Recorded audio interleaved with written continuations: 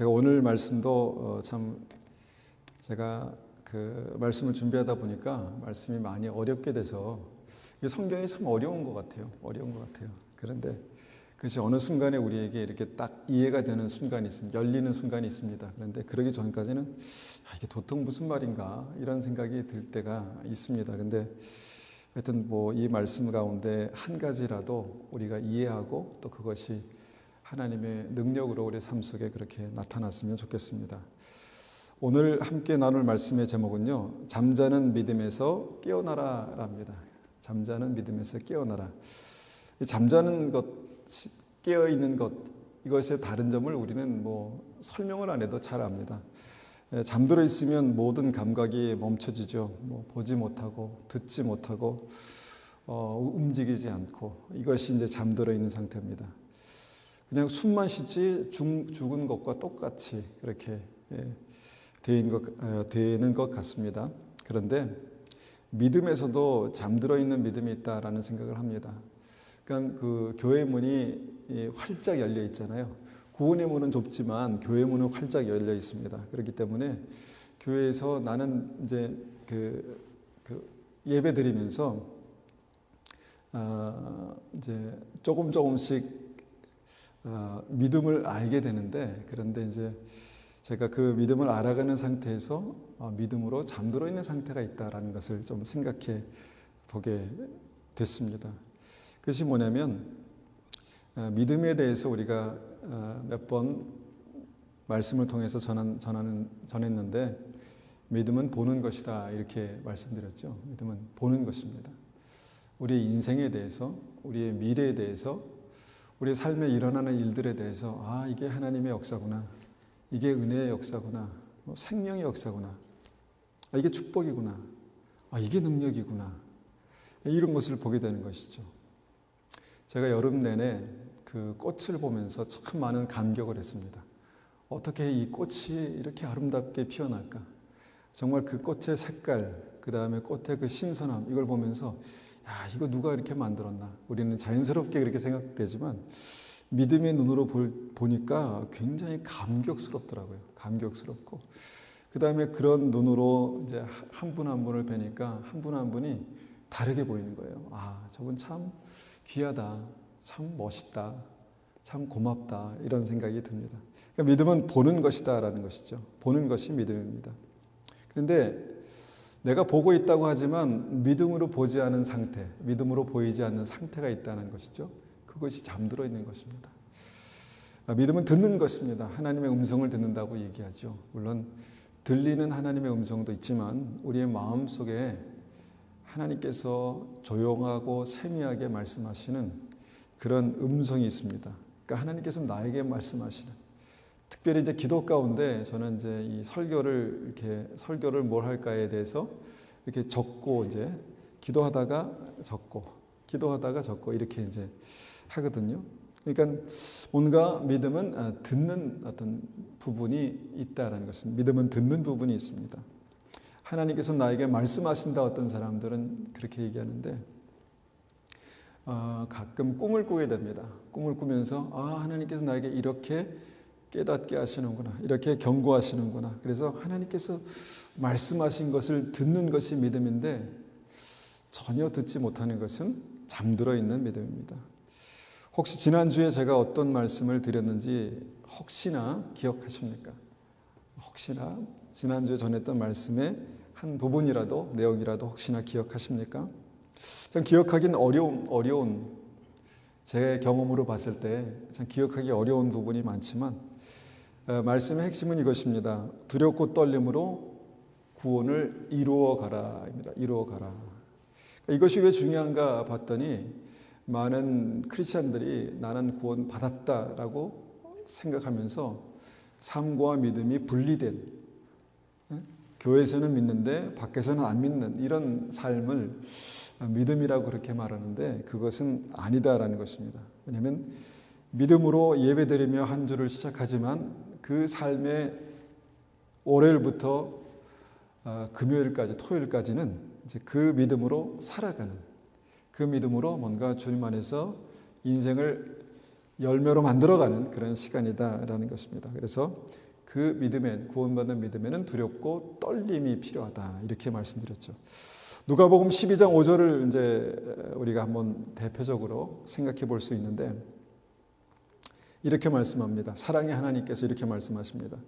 마땅히 두려워할 자를 내가 너에게 보이리니 곧 죽인 후에 또한 지옥에 던져 넣을 권세 있는 그를 두려워하라. 내가 참으로 너에게 이르노니 그를 두려워하라.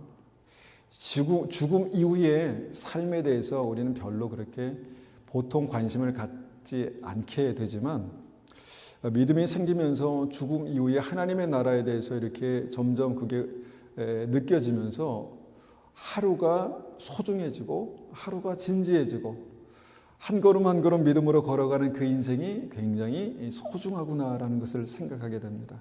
그리고 한편에 오늘 말씀에 보니까 하나님께서 우리에게 그 심판의 날에 지옥에 던져 넣을 권세가 있는 하나님을 두려워하라 이렇게 말씀하시는데, 그러니까 우리의 삶에 하나님을 두려워하기 때문에 하지 않는 것들이 있습니다. 하지 말아야 될 것들이 있죠.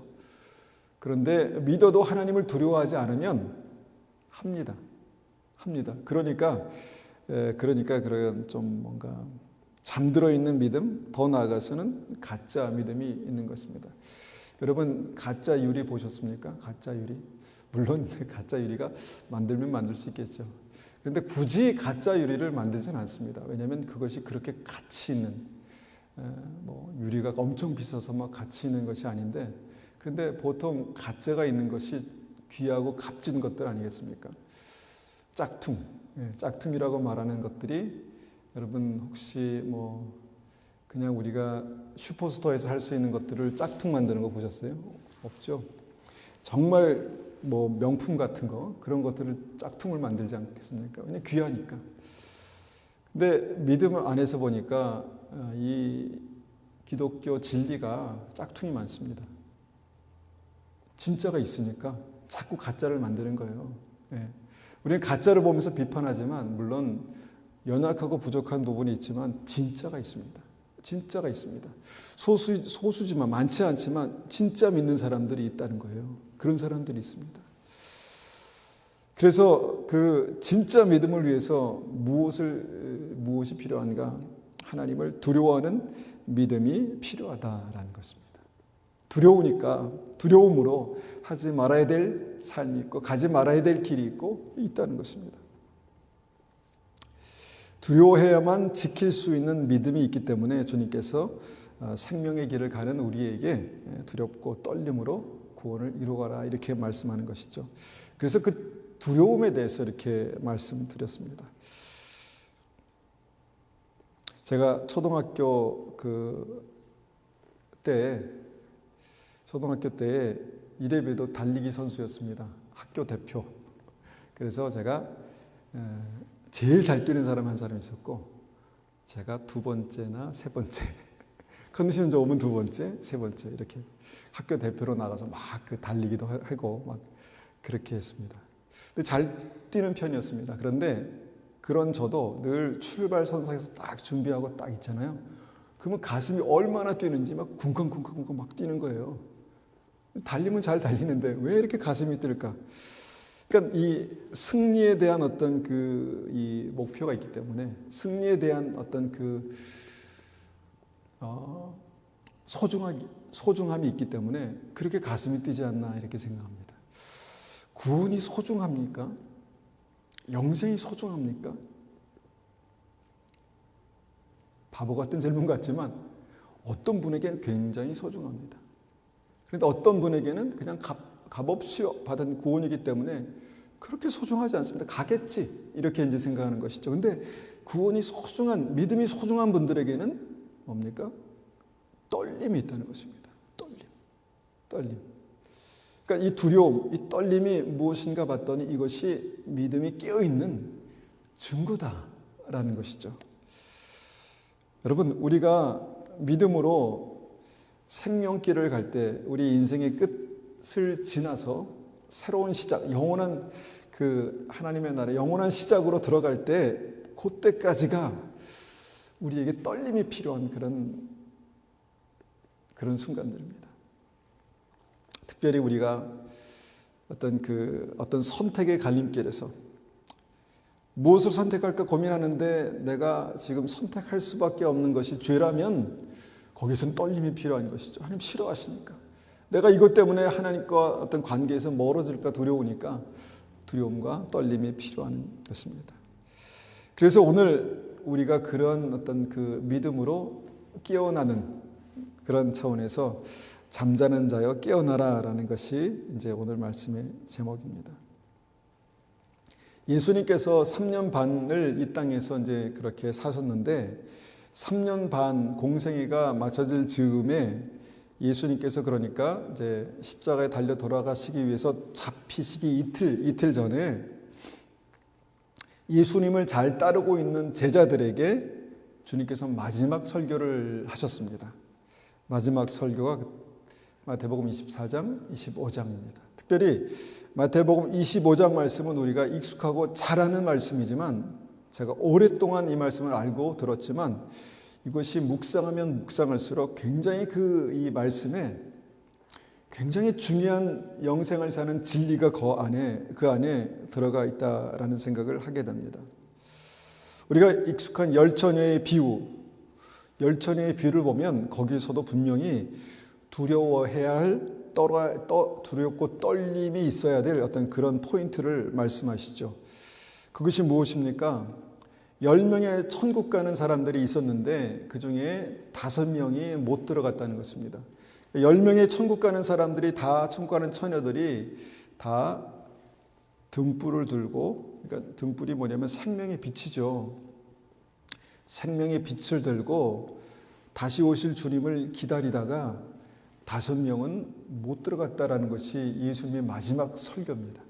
제자들을 들으라고 하신 마지막 설교예요. 그러면 그 포인트에서 주님은 무엇을 말씀하시려고 이것을 말씀하셨을까?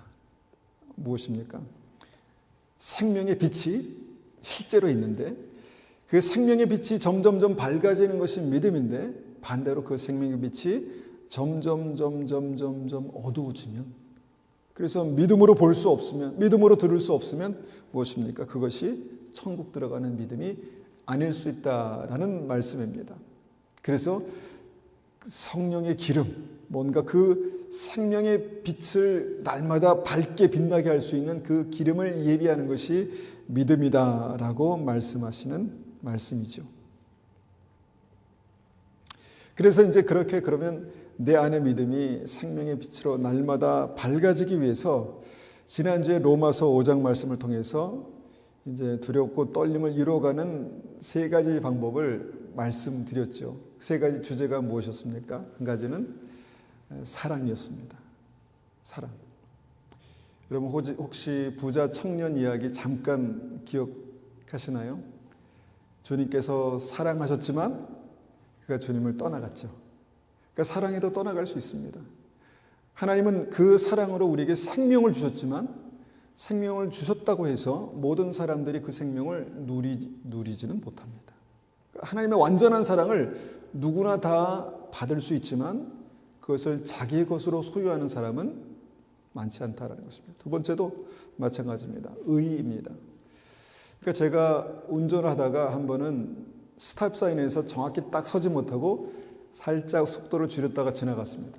그런데 저쪽에서 경찰이 저를 딱 보고 이렇게 하는 거예요. 그래서 아이고 이거 참 또 괜히 또 한 100몇 불 내겠구나 그래서 딱 갔습니다. 그랬더니 이제 딱지를 끊을 줄 알았더니 경찰이 딱 보더니 다음부터 조심하라고.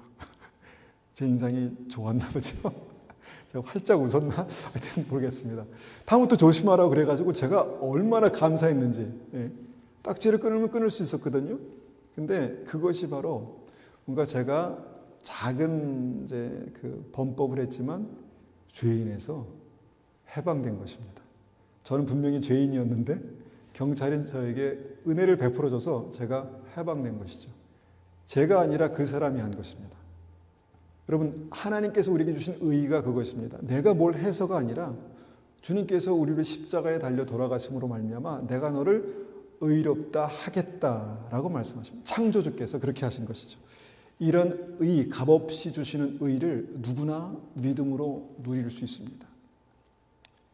주님께서 흘리신 보혈이 우리를 깨끗게 하신다 말씀하시는데 우리가 하는 것이 아니라 주님께서 하시는 것이죠. 이 의를 믿음으로 받을 수 있다는 것입니다. 그리고 마지막에 뭘 말씀드렸습니까? 화목하게 됐다. 하나님과 화목하게 됐다. 그러니까 믿는 사람들은 하나님의 자녀가 됐다 이렇게 말하죠. 여러분, 그 자녀와 부모의 관계보다 더 완전한 화목한 관계가 어디 있겠습니까?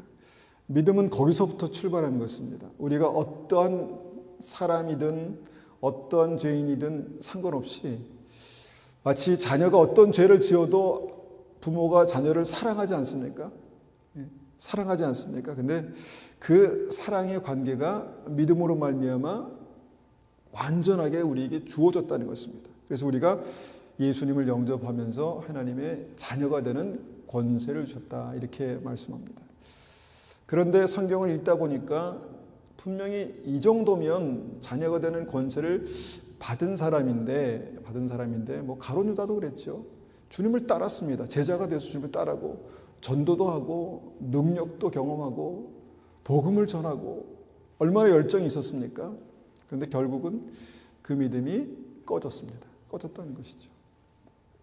그래서 우리가 두렵고 떨림으로 구원을 이루어가는 이 주제를 가지고 우리가 생각해 볼 때 세 가지, 하나님의 사랑, 하나님의 의, 우리를 의롭게 하신 것, 그 다음에 이 자녀된 어떤 이 믿음이 뭔가 두렵고 떨림으로 뭔가 진보해 나가는, 만들어져 가는, 완성되어져 가는 그 믿음에 대해서 우리가 생각해 보자는 것입니다. 빌립보서 2장 12절에 이렇게 말씀하십니다. 그러므로 나의 사랑하는 자들아, 너희가 나 있을 때뿐만 아니라 더욱 지금 나 없을 때에도, 사랑하는 자녀들에게 말씀하셨는데 믿는 사람이겠죠. 빌립보 교인들에게 말씀하신 것입니다. 항상 복종하여 두렵고 떨림으로 너희 구원을 이루라. 앞으로 일어날 어떤 구원의 완성에 대해서 이렇게 말씀하고 있다는 것입니다.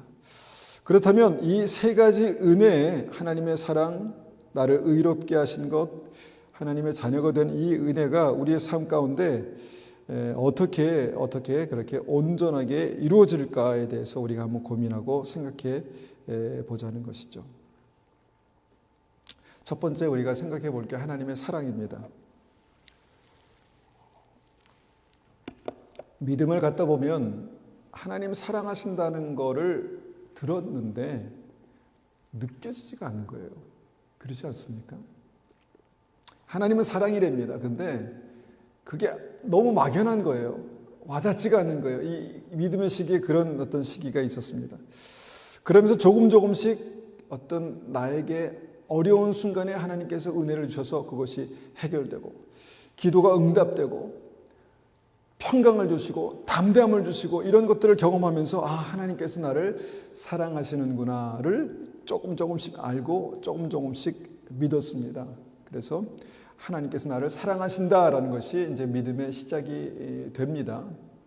그런데 로마서 8장 28절 같은 경우 이렇게 말씀하십니다.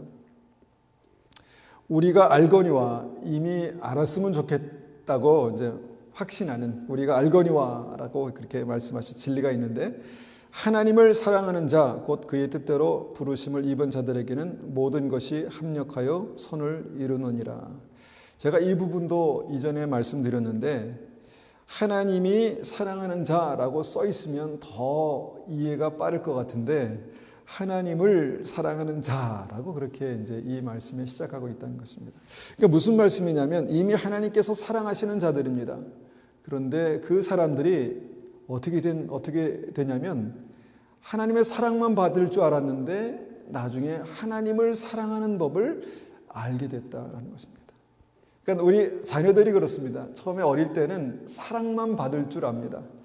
물론 사랑한다고 하지만, 말은 표현하지만 사랑하지만 이것이 표현이 서툴고 정말 깊이 사랑하는 것을 모르는데 그 아이가 자라면서 정말 사랑하는 법을 배우게 되는 것이죠. 그런데 여기 보니까 하나님을 사랑하는 믿음에 대해서 말씀합니다. 하나님을 사랑하는 믿음. 하나님의 사랑하는 자녀 여러분, 하나님을 사랑하십니까? 하나님이 사랑하시는 것과 하나님을 사랑하는 것은 조금 다릅니다. 처음에는 하나님이 사랑하시는 자로 그냥 그 사랑을 누리며 살았지만 이제는 철이 들면서 내가 사랑하는 부모님 위해서 어떻게 살아야 되지? 내가 어떻게 해야 되지? 이런 고민을 하게 될 때가 있잖아요.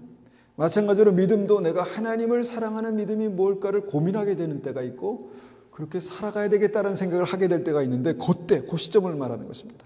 하나님을 사랑하는 자, 곧 그의 뜻대로 부르심을 입은 자들에게는 모든 것이 합력하여 선을 이루느니라. 모든 것이 합력하여 선을 이루느니라. 그러니까 어떤 일들이, 삶의 일들이, 이해할 수 없는 일들이 일어나는데 그것이 하나하나 퍼즐 조각이 되어 있을 때는 이게 도대체 무슨 조각인가, 무슨 어디에 맞아 들어가는 퍼즐 조각인가 이해가 되지 않지만 나중에 보니까 그것이 하나하나 맞춰져서 보니까 엄청난 작품으로 그렇게 이미 준비되어 있더라라는 것입니다. 모든 일이 합력하여 선을 이루느니라. 이것을 형통이라고 합니다. 형통. 내 삶에 왜 이런 일이 있었지? 내 삶에 왜 이런 일들을 경험하게 되었지? 라고 우리는 이해할 수 없는 그 순간들이 있지만 지나고 나 보니 이 퍼즐 조각들이 하나하나 맞춰지는 것을 보니 나중에 보니까 이게 모든 것이 하나님의 은혜였구나, 축복이었구나 라는 것을 깨닫게 된다는 것이죠. 그런데 그 시작이 뭐냐 보니까 하나님이 사랑하시는 자가 하나님을 사랑하는 자로 믿음이 성숙되어져 가는 과정 속에서 그 퍼즐이 맞춰져 가더라라는 것입니다. 모든 것이 합력하여 선을 이루느니라. 하나님께서 함께 하시니 요셉이 형통한 자가 되었더라. 왜 내가 팔려갔지? 왜 내가 종이 됐지? 왜 내가 감옥에 갔지? 이해할 수 없었는데 하나님을 사랑하는 자가 되다 보니까 이 퍼즐 조각에 맞춰져서 그가 총리가 돼서 하나님의 사명을 감당했던 것처럼 우리 인생 가운데서도 내가 이해하기 어려운 그 퍼즐 조각 하나하나가 어떻게 맞춰집니까? 하나님의 사랑을 받는 믿음에서 하나님을 사랑하는 믿음으로 나아갈 때 하나하나 맞춰지더라. 모든 것이 합력하여 선을 이루더라. 모든 것이 합력하여 선을 이루고 하나님의 형통함이 나타나더라 라는 것이죠. 제가 목회자가 된 게 여러 가지로 참 하나님의 은혜다라고 생각하고 참 감사합니다. 내가 목회자가 안 됐으면 어쩔 뻔했나 이런 생각을 가끔 하기도 하는데 제가 목회자가 된 것이 감사한 게 내가 하나님 앞에 어떻게 하나님을 사랑하는 믿음으로 이 일을 감당할 수 있을까라는 생각을 조금씩 하게 됩니다. 이전에는 그냥 내 사명인 일이리 내가 이 일을 하도록 부르심을 받았으니까 내가 이걸 한다라고 생각했지만 이제는 그 태도가 뭔가 이 목적이 하나님을 사랑하기 위해서 내가 할 수 있는 일이 뭔가를 고민하면서 이것을 나에게 허락하신 이것을 이제 보게 됐다는 것이죠.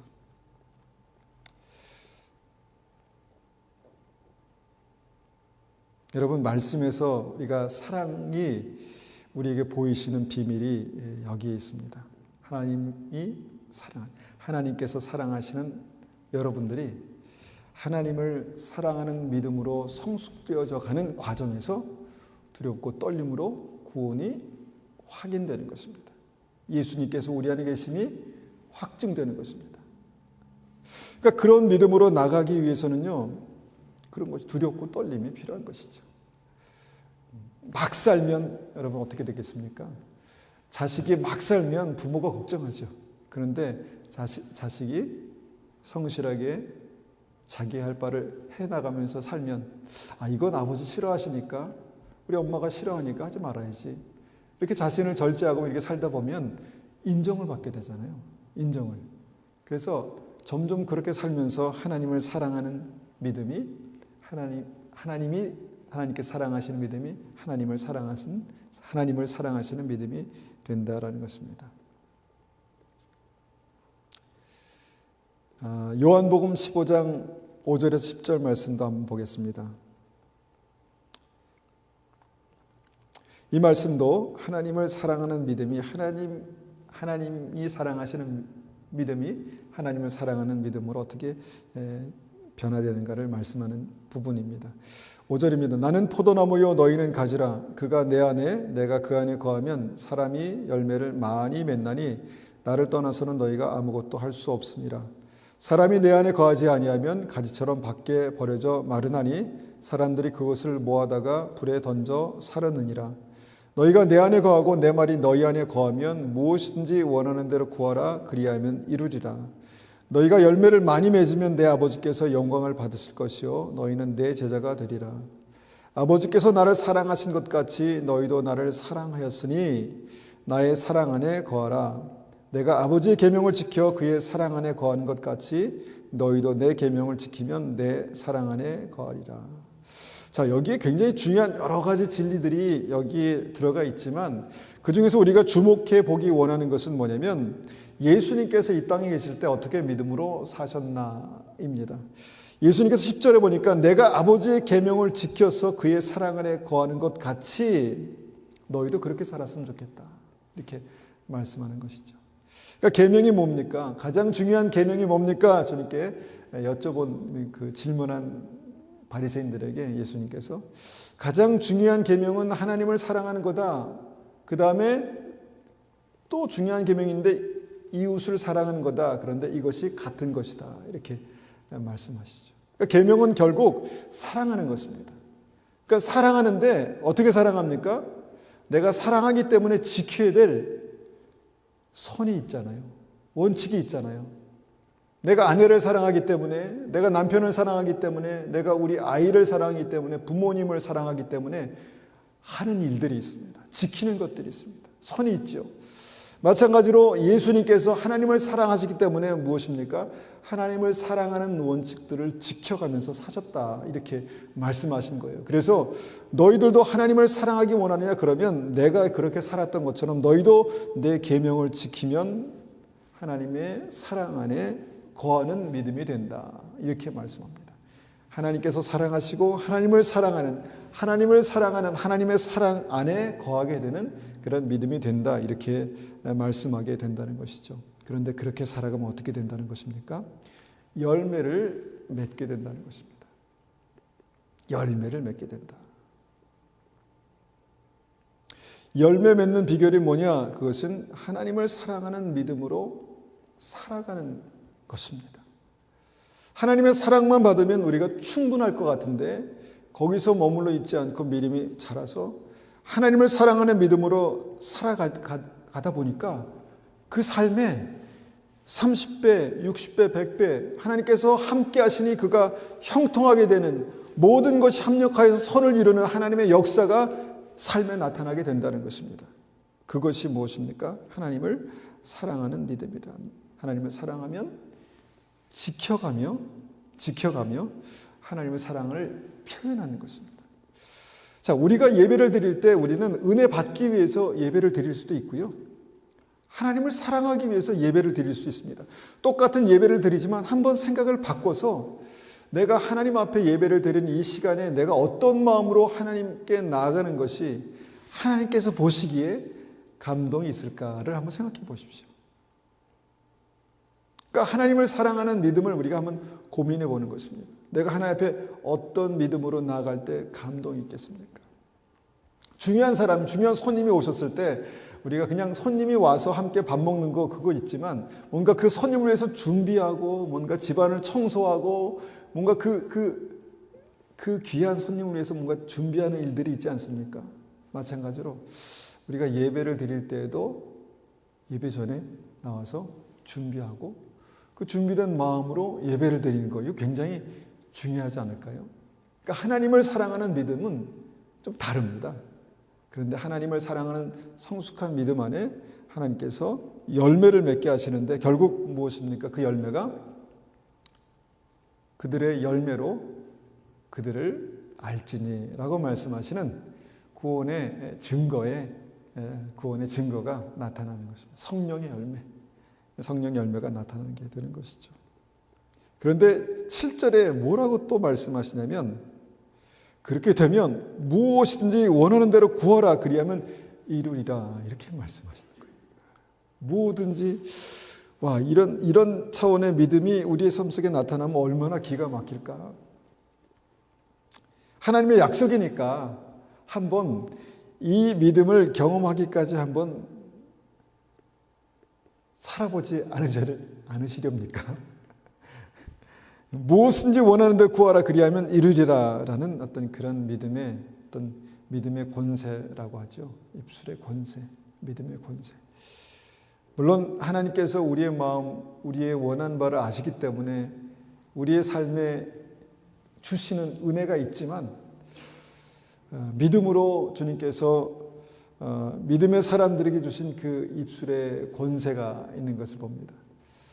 그러니까 예를 들어 욥의 친구들과 욥과의 관계에 있어서 욥도 나는 잘못이 없어, 나는 하나님 앞에 잘못이 없어 이렇게 자꾸 항변하는데 친구들 아니야, 분명히 네가 뭔가 잘못했기 때문에 하나님께서 너를 벌하실 거야 이렇게 말했죠. 그런데 마지막 그 장을 보면 하나님께서 욥의 친구들에게 네가 욥에게 가서 이제 그 잘못을 구하고 욥이 너를 용서하면 내가 널 용서하겠다 이렇게 말씀하신 부분이 있죠.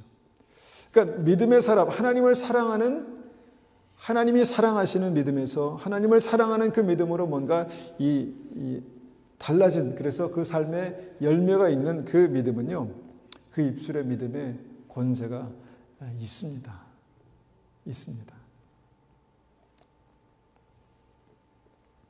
마태복음 7장 19절에 보니까 이 열매에 대해서 또 이렇게 말씀합니다. 이 열매가 얼마나 중요한지에 대해서 말씀하는데, 아름다운 열매 맺지 아니하는 나무마다 찍혀 불에 던져지느니라. 이러므로 그들의 열매로 그들을 알리라. 나더러 주여 주여 하는 자마다 다 천국에 들어갈 것이 아니요 다만 하늘에 계신 내 아버지의 뜻대로 행하는 자라야 들어가리라. 주님을 주여 주여라고 하는 것이 믿음 아니겠습니까? 그런데 우리가 그 믿음을 판단할 수는 없죠. 주님, 나에게 은혜가 필요합니다. 주님, 나를 도와주십시오. 그 믿음을 우리는 판단할 수 없습니다. 그런데 주님은 그 믿음을 판단하시겠다 말씀하시는 말씀이 여기 있습니다. 무엇입니까? 그들의 열매로 그 믿음을 내가 마지막에 판단하겠다. 믿음이 있는데 그 삶의 열매가 생명이 아니면, 생명의 열매를 맺지 않으면 찍혀 불에 던져진다. 이것이 이제 주님의 말씀이기 때문에 여기서 또 한번 그 열매를 생각할 때 두렵고 떨림을 생각하게 되는 것이죠. 그래서 아버지의 뜻대로 사랑하는 믿음은 반드시 그 삶 속에 열매로 증명되는 믿음이다라는 것입니다. 이렇게 우리가 이제 하나님의 사랑이 하나님을 사랑하는 믿음으로 이렇게 자라가는 것이 믿음이라고 본다면, 두 번째, 하나님의 의의는 무엇입니까? 하나님의 의의는 주님께서 이미 나를 대속하시고 의롭게 하셨는데 성경에 이렇게 말씀하십니다. 빌립보서 1장 8절에서 11절입니다. 내가 예수 그리스도의 심장으로 너희 무리를 얼마나 사모하는지 하나님이 내 증인이시라.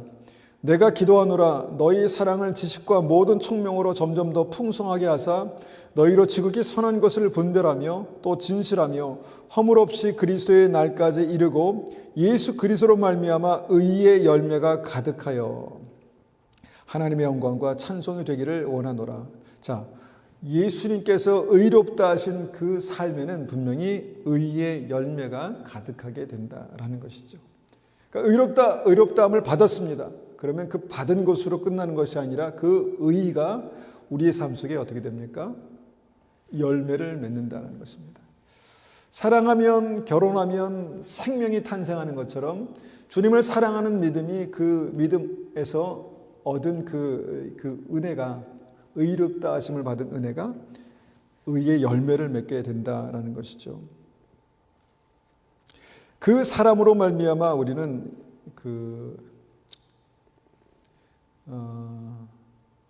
주 예수를 믿으라. 그리하면 너와 내 집이 구원을 받으리라 말씀하지 않습니까? 그러니까 예수님으로 말미암아 의롭게 된 사람들 주위에는 그 사람으로 말미암아 예수님을 알고 구원받게 되는 사람들이 분명히 있습니다. 이것이 의의 열매죠. 의의 열매죠.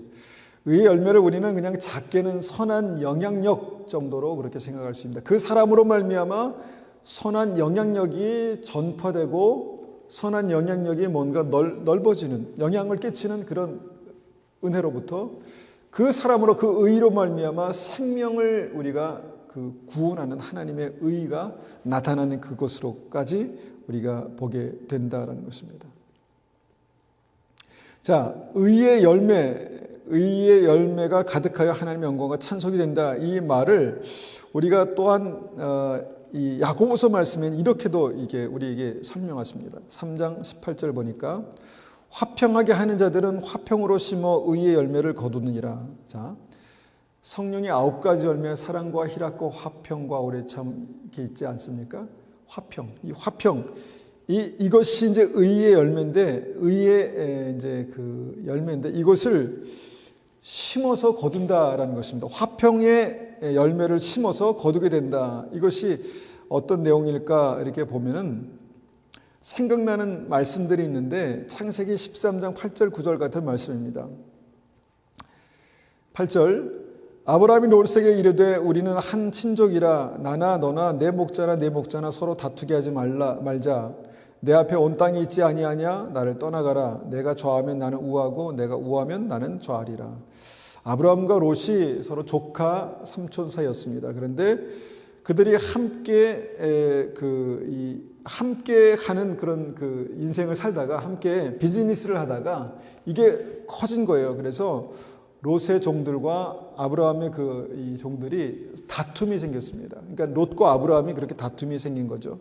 그때 아브라함이 지금 어떤 선택을 하는가 봤더니 우리가 아는 대로 아브라함이 양들과 소들을 잘 키우기 위한 좋은 목초지를 택한 것이 아니라 화평을 택합니다. 화평. 롯과 화목하게 지낼 것을 택했다는 것입니다. 얼마나 바보 같은 선택입니까? 그렇지 않습니까? 뭔가 이권 다툼이 있을 때 확실히 내 걸 챙겨야 되는 게 그게 맞는데 아브라함이 바보같이 네가 먼저 선택해. 그러면 나는 반대쪽을 선택할게. 이렇게 이제 말했다는 것입니다. 분명히 세상의 기준으로 봤을 때는 화평을 택한다는 거, 그러니까 이게 화평을 심는 거죠. 바보 같은 일이지만 이것이 정말 바보 같은 일일까라는 생각을 나중에서야 했습니다. 제가 이제 어릴 때, 초등학교 때인 것 같아요. 어릴 때 저희 부모님이 우리 집에 돈도 없는데 그렇게 돈을 꿔주시는 거예요. 우리 외할아버지한테도 꿔주시고, 우리 이모들한테도 꿔주시고. 근데 못 받으세요. 때로는 우리 집에 돈이 없는데 빌려다가 꿔주세요. 그럼 못 받으세요. 그러면 이거 갚는 거예요, 막. 어린 마음에 그걸 보면서, 야, 우리 집 망했구나. 우리 집 어머니 때문에 우리 집 망하겠구나. 이런 생각을 했습니다. 근데 망하지 않았어요. 물론 부자가 되지는 않았지만 하나님께서 그 노년을 지키시더라고요. 넉넉하게 살도록 지키시더라고요. 망할 것 같았는데.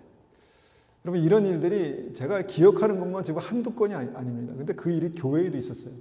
권사님이 큰 돈을 빌려달라 해서 그것도 꼬서 주신 것 같아요. 꼬서 주셨는데 안 갚으시는 거예요. 교회 안에는 아무나 오기 때문에 연약한 사람도 있습니다. 그래서 하여튼 그 권사님이 참 훌륭하신 분인데 안 갚으신 거 그러면 안 되는데 안 갚으신 거예요. 그러고 나서 그냥 지나가 버렸습니다. 못 받고 그냥. 그리고 그 돈 메꾸시느라고 얼마나 고생하셨는지 막 이렇게 과일 팔러도 다니시고 막 그랬던 것 같아요. 어린 저희들은 집에 있었고. 근데 하나님께서 축복하셨어요. 하나님께서 축복하시더라고요. 그러니까 화평케 하는 자, 이 화평을 심는 자. 그러니까 믿음을 가지고 살아간다는 거는요, 때로는 세상 사람들이 제정신 가지고 도저히 살 수 있을 만한 삶이 아닐 수도 있습니다. 왜 그래? 왜 바보같이 그래야 돼? 꼭 그래야 돼? 자기 건 챙기고 살아야지. 이런 생각을 합니다. 그런데 아브라함은 그랬다는 거예요. 저도 쉽지 않을 것 같은데 하여튼 아브라함은 그랬다는 거예요. 근데 하나님께서 아브라함에게 뭐라고 말씀하시냐면 창세기 13장 14절에 이렇게 말씀합니다. 롯이 아브라함을 떠난 후에 여호와께서 아브라함에게 이르시되 너는 눈을 들어 너 있는 곳에서 북쪽과 남쪽 그리고 동쪽과 서쪽을 바라보라.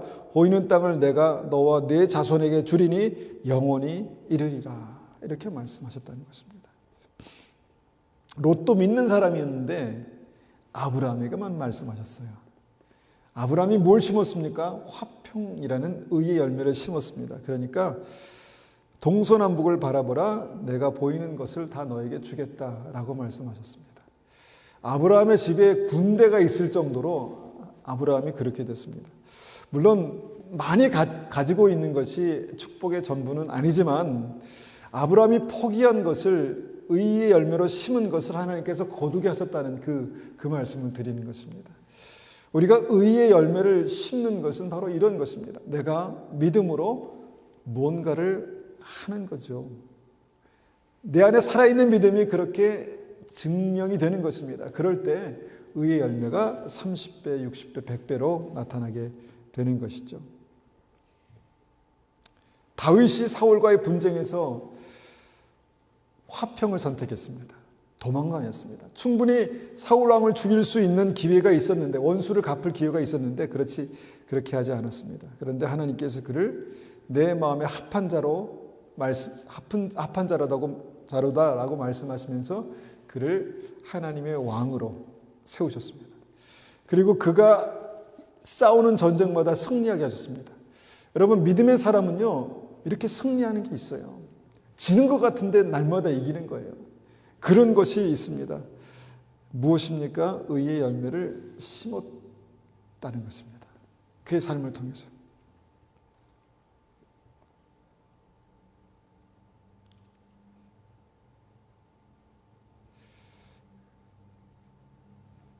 자, 제가 설교를 쉽게 그다음에 짧게 하도록 노력하겠습니다. 마지막 세 번째 뭐냐면, 예수 그리스도를 주로 영접하는 사람이 하나님의 자녀가 되잖아요.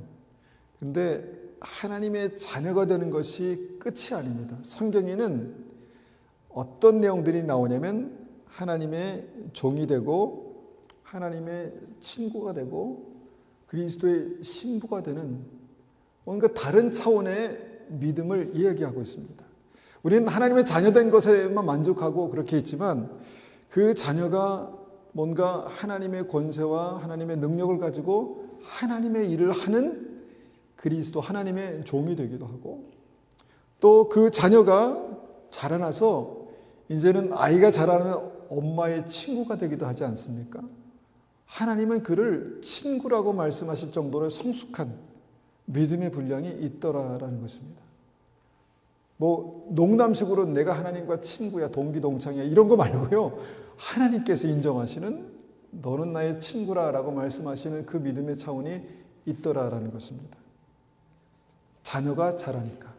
그리고 자녀가 자라서 우리가 구원에 대해서 말씀하실 때 그리스도의 신부가 되는, 그러니까 사랑하는데 그 사랑의 어떤 그 가장 아름다운 그 사랑을 표현하시는 어떤 그 관계가 이제 신부가 되는 어떤 그 믿음이다라고 그렇게 말씀하고 있는 것이죠. 이것이 오늘 우리가 생각해 볼 수 있는 믿음입니다.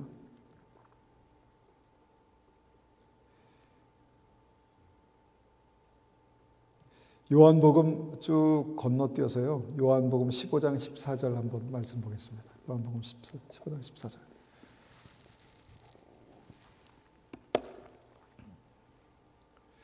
너희는 내가 명하는 대로 행하면 곧 나의 친구라. 이제부터는 너희를 종이라 하지 아니하리니 종은 주인이 하는 것을 알지 못함이라. 너희를 친구라 하였노니 내가 내 아버지께 들은 것을 다 너희에게 알게 하였습니다.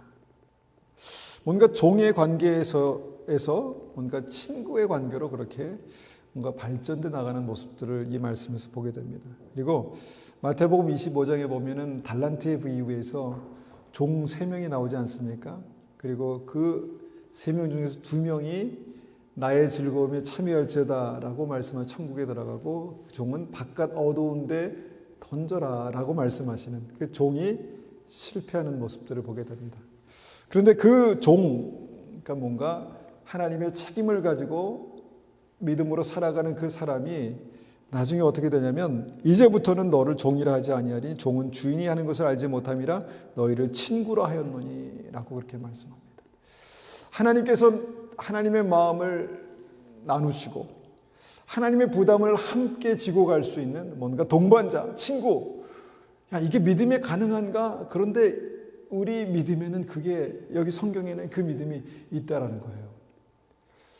전지전능하신 하나님께서 아무것도 아닌 우리 인간을, 아무것도 아닌 건 아니죠. 하나님의 형상이라고 주님께서 하나님의 형상으로 만드셨으니까. 그런데 너무 부족하지 않습니까? 그런데 이 우리를 친구라고 말씀하실 정도의 뭔가 인격체신 그분이 하나님이시다라는 것이죠. 그래서 자녀가 종이 되고 뭔가 그의 삶 속에 내가 하나님의 일을 감당하는 사람이 되고, 그 다음에 그 종이 친구가 되고, 나중에 계시록에 보니까 신부가 되는, 구원받는 믿음의 백성들을 요한계시록 21장 9절에 이렇게 말씀하시죠. 7 대접을 가지고 마지막 7 재앙을 담은 7 천사 중 하나가 나와서 내게 말하여 이르되 이리 오라, 내가 신부 곧 어린 양의 아내를 내게 보이리라 라고 말씀하시는 신부가 되는 믿음이 있다라는 것이죠. 그러니까 믿음은요, 그냥 자녀가 되고 끝나는 것이 아니라 자녀가 성숙하면서 하나님의 종의 역할을 감당하게 되고, 하나님의 친구의 성숙한 믿음이 되고, 결국은 하나님의 그리스도의 신부가 되는 그 믿음으로 자라가는 것이 믿음이다라는 것입니다. 그래서 결론을 내리겠습니다. 그래서 믿음이 무엇입니까? 두렵고 떨림으로 구원을 이루는 믿음이 무엇입니까? 앞으로 걸어가는 믿음입니다. 그냥 정체되어 있는 믿음이 아니라 앞으로 걸어가는, 하나님의 사랑을 받은 믿음에서 하나님을 사랑하는 믿음으로, 하나님께서 주신 의롭다 말씀하신 그 의를 우리가 알지 않습니까? 사랑과 화평과 오래 참음과 자비와 양성과 충성과 온유와 절제를 심어가는 그 믿음에서 의의 열매가 가득하게 되는 그 믿음으로, 그리고 하나님의 자녀가 되는 믿음에서 그리스도의 종, 친구, 신부가 되는 믿음으로 우리의 믿음이 그렇게 자라가기를 간절히 축원합니다. 우리가 이 말씀을 가지고 한번 같이 기도하겠습니다. 하나님, 우리의 믿음이 그냥 우리가 믿는 믿음에서 정체되어 있는 믿음이 아니라 한 걸음씩 나아가는 그런 믿음이 되게 도와주십시오. 많은 사람들이 믿는다고 하지만 그의 삶 속에서 하나님의 영광의 빛을 볼 수 없는 이유는 그들이 정체되어 있거나 그들이 생명의 빛이 꺼지고 있는 어떤 그런 믿음이라고 봅니다. 아버지 하나님, 우리가 믿음으로 날마다 주님께 더 가까이 나가고 두렵고 떨림으로 구원을 이루는 믿음 되게 도와주십시오. 그렇게 한번 같이 기도하겠습니다.